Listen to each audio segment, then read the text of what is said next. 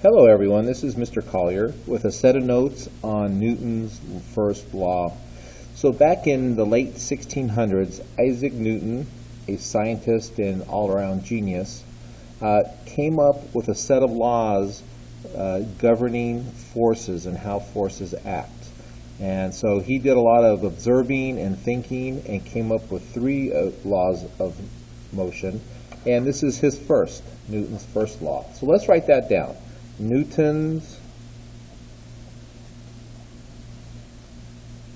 it's possessive, it's his law, first law of motion. And I would say this is one of my favorite, although I really love them all. So let's go to it and start with a definition. Newton's first law of motion.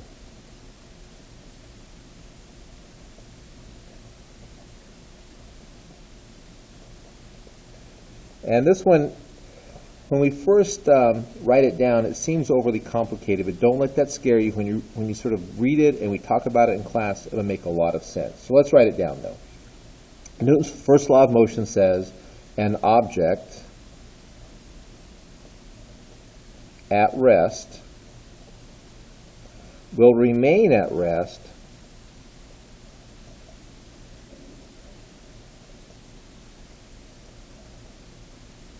and an object moving at a constant velocity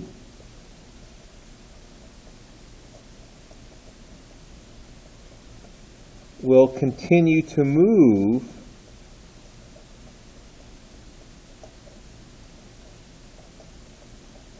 at a constant velocity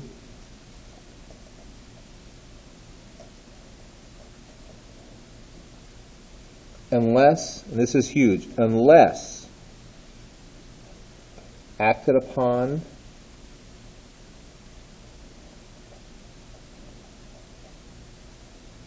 by an unbalanced force. And I always emphasize the un part of unbalanced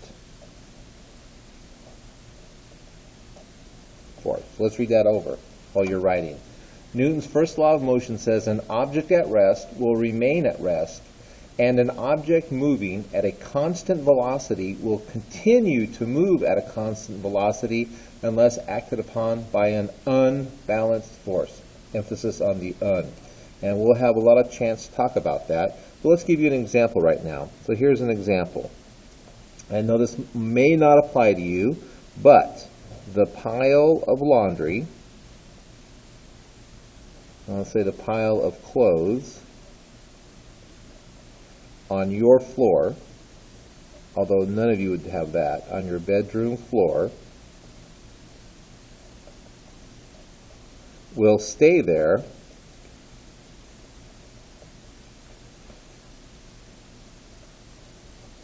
until you pick them up.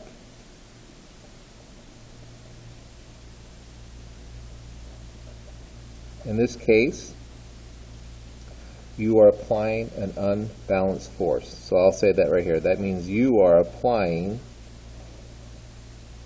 an unbalanced force. So the clothes are just going to sit there on the floor forever until they either crumble away or an unbalanced force comes along and makes them move. So that's Newton's first law. We'll have a lot of chance to sort of think about it and talk about it. But let's go on. So sometimes this is called Newton's law of inertia. But we got to talk about what that means. So let's write that word down, inertia. Most of you have probably heard this before, but we're going to get very formal about it. Inertia is, and I love this definition, the tendency of an object to resist. That's the huge thing there, to resist a change in motion. To resist a change in motion. So it was a great thing when we did the bowling ball lab. That bowling ball sat there right on the floor unmoving, and you had to apply force to get it to move. But it didn't really want to move, and so you had to apply it, and you had to apply an unbalanced force with the broom bristles, in order to get it to move. But once it started moving, then it was kind of tough to stop, right? It really wanted to not stop. You had to apply another unbalanced force to get it to change direction or to get it to stop.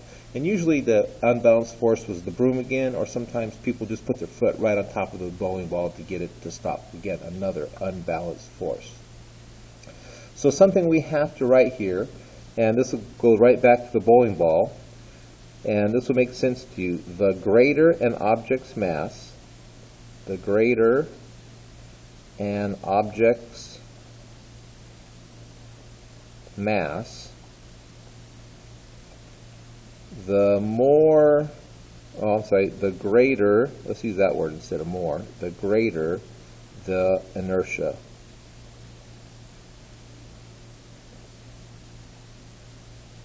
So an example, the bowling ball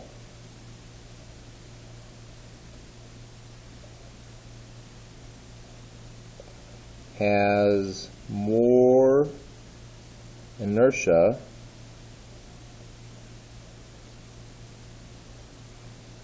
than a ping pong ball.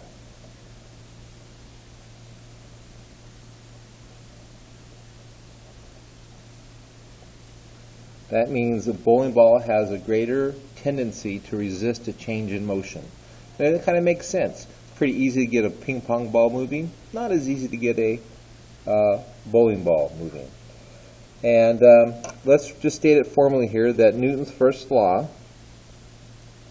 we're almost done. Newton's first law of motion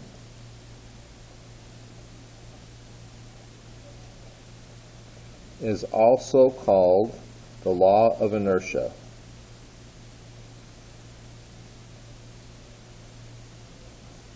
We better scoot over. Oh man, I took that right to the edge of the page. There we go. Newton's first law of motion is also called the law of inertia. And we're just nearly done. Just a couple more things, and we'll have this set all completed. Let me move the paper up a little bit. So let's give some examples. One of the favorite examples for Newton's first law of motion is that trick you sometimes see the magicians do, where they have a table all set with dishes and plates and silverware on top of a tablecloth, and the magician goes up and yanks the tablecloth right out from under the dishes. And that works because of inertia. So let's write that down. The magician's trick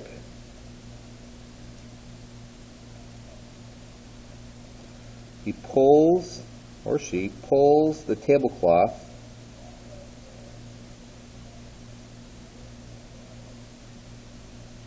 out from under dishes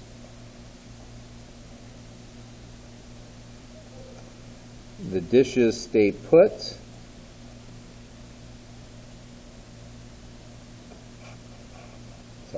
let's get that straightened up. Dishes stay put because of inertia.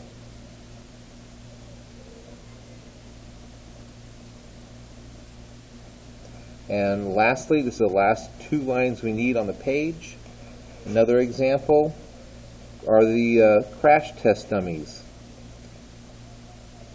in cars when they do the car safety tests. And the crash test dummies keep moving until acted upon by an unbalanced force. You know what that force is? The unbalanced force is the seat belt. That's why we wear those, because of inertia. So I hope you found these notes clarifying and helpful. Please feel free to go back and forth and review them as needed and to get them written into your notebook. Thank you so much.